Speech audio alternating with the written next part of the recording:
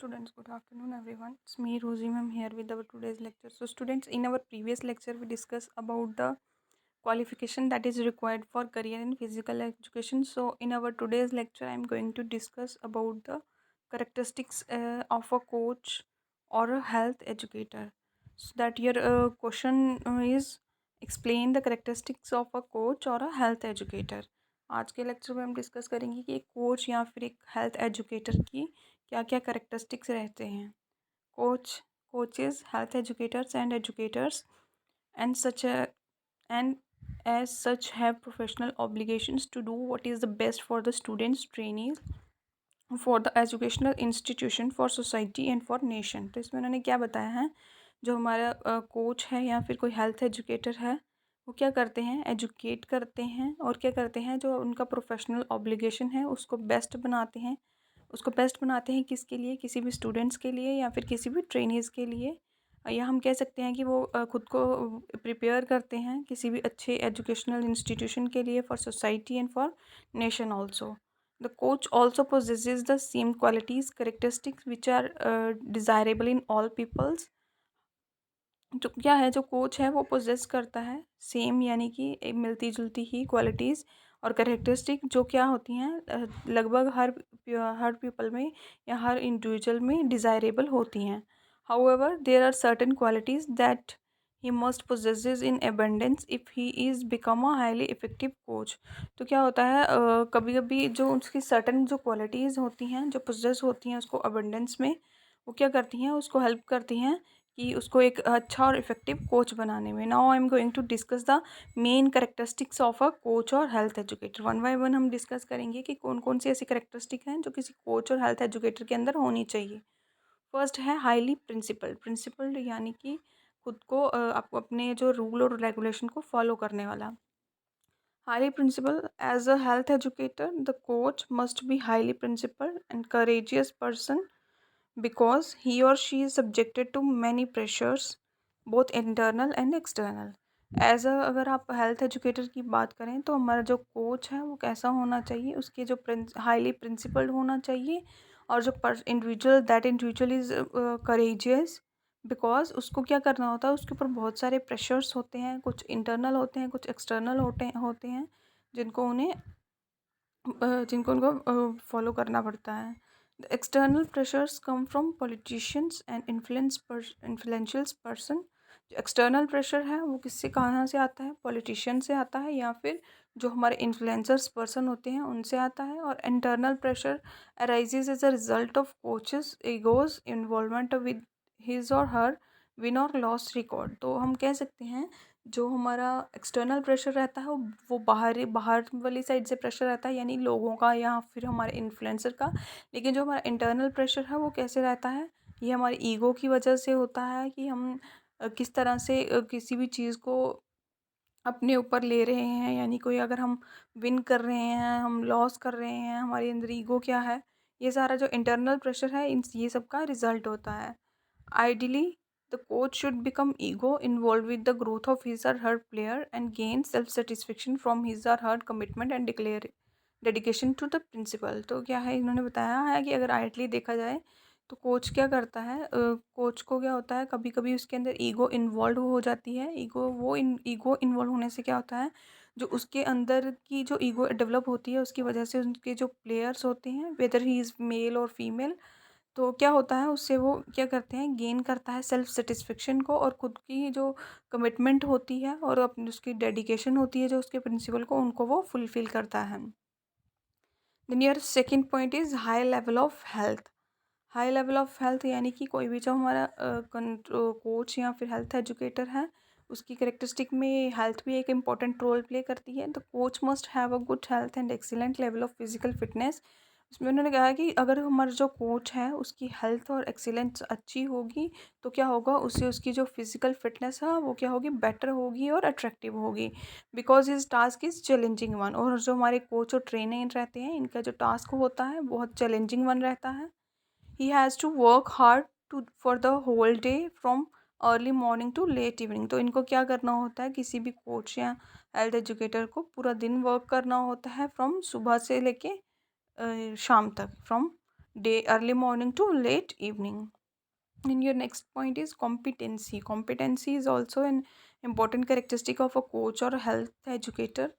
The coach must possesses competency particularly in his game and other sports quality. तो क्या है, किसी भी कोच के अंदर कॉम्पिटेंसी, पर्टिकुलरली कॉम्पिटेंसी होना किसी भी पर्टिकुलर गेम में या स्पोर्ट्स में ज़रूरी है.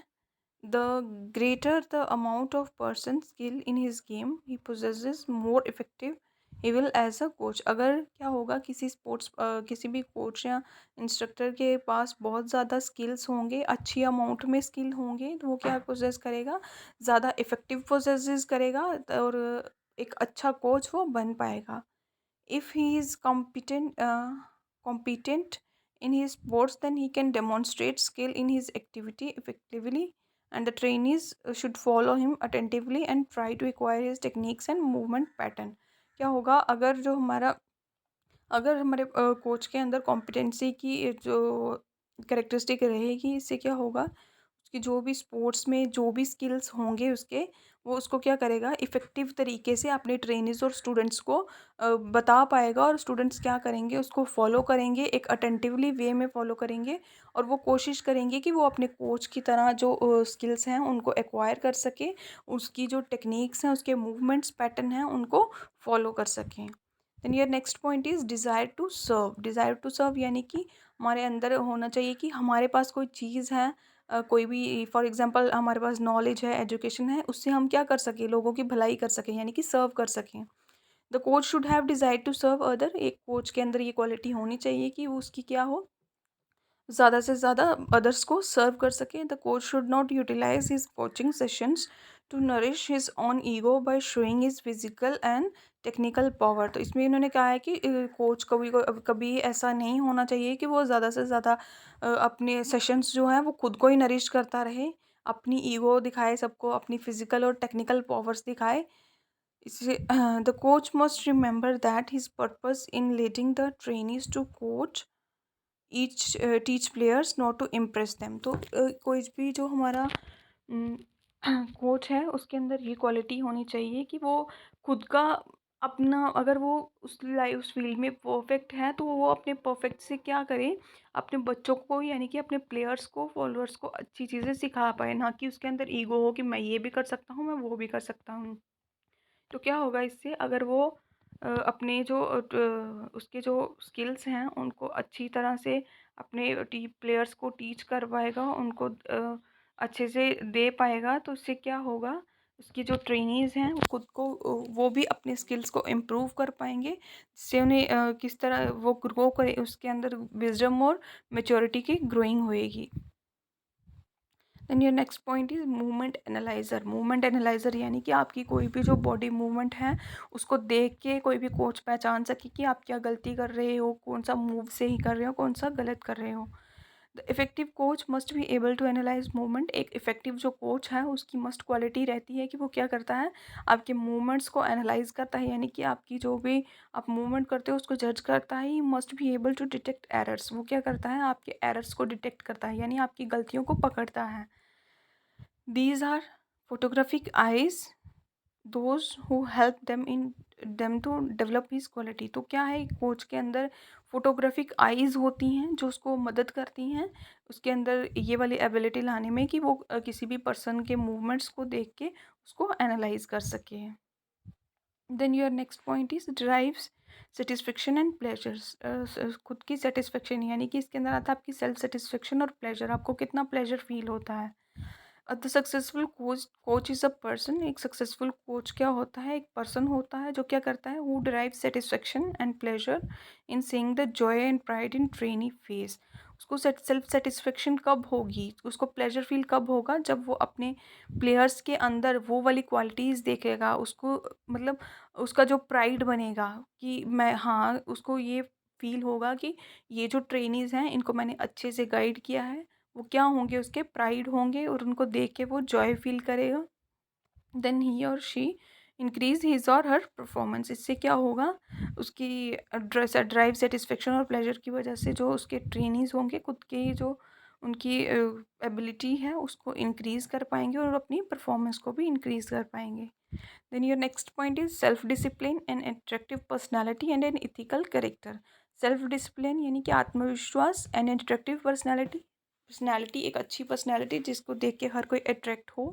देन एथिकल करेक्टर, आपके पास कितने एथिक्स हैं, कितनी आपको डिसिप्लिन है. The coach must possesses qualities, एक कोच के अंदर ये सारी क्वालिटीज़ होनी चाहिए. कौन कौन सी? Like self discipline, attractive personality and an ethical character.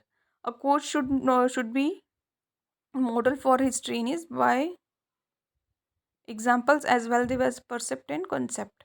तो एक अच्छा जो कोच है वो अपने ट्रेनीज के लिए यानी कि उसके स्टूडेंट्स के लिए एक एग्जाम्पल बने, एक रोल मॉडल बने, जिससे जैसे कोई होता है ना किसी को कंसेप्ट और प्रिसेप्ट होता है, उस तरह का वो बन पाए. If the coach do not practice honesty integrity, if the coach does not practice honesty, integrity and usefulness, and he does not demonstrate the courage to behave in a principled manner on his relationship with others, all his sayings and sportsmanship and fair play will have little meaning for the trainee students. इसमें क्या बोला उन्होंने कि अगर कोई coach अच्छे से practice या ऑनेस्टी या इंटीग्रिटी कोई नहीं दिखाता है तो उसमें उसके अंदर क्या होती है, सेल्फिशनेस होती है. तो इससे क्या होगा, उसके जो प्रिंसिपल्स हैं या उसका रिलेशनशिप है अदर्स के साथ, प्लेयर्स के साथ, वो अच्छा नहीं रहेगा और वो उनको एक फेयर प्ले करना नहीं सिखा पाएगा. और जो बच्चों के लिए सीखना या किसी भी ट्रेनीज के सीखने के लिए सीखना बहुत इम्पॉर्टेंट है. Then your last point is appearance, यानी कि आपको आप बोल सकते हैं उसकी बनावट, बाहरी बनावट कैसी है.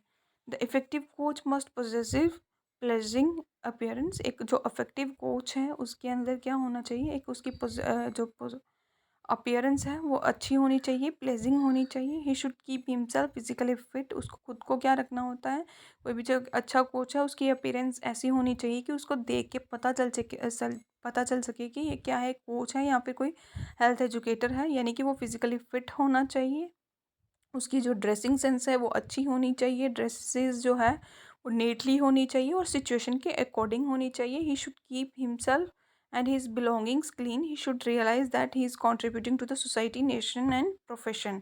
तो क्या करना है उसको, जो अपनी उसकी बिलोंगिंग्स है यानी कि उसका आसपास का एरिया है जो भी है उसको क्या करना है, उसने क्लीन रखना है और उसकी इस बात का रियलाइज़ होना चाहिए कि वो क्या कर रहा है, कंट्रीब्यूशन दे रहा है अपनी किसी भी सोसाइटी, नेशन और अपने प्रोफेशन के लिए. तो स्टूडेंट्स ये था आपका आज का टॉपिक जिसमें हमने पढ़ा कि क्या करेक्टरिस्टिक रहती हैं किसी भी एक अच्छे कोच की और हेल्थ एजुकेटर की. तो स्टूडेंट्स आज के लेक्चर में हम इतना ही रखेंगे. नेक्स्ट लेक्चर में नए टॉपिक के साथ स्टार्ट करेंगे. Thank you students, have a good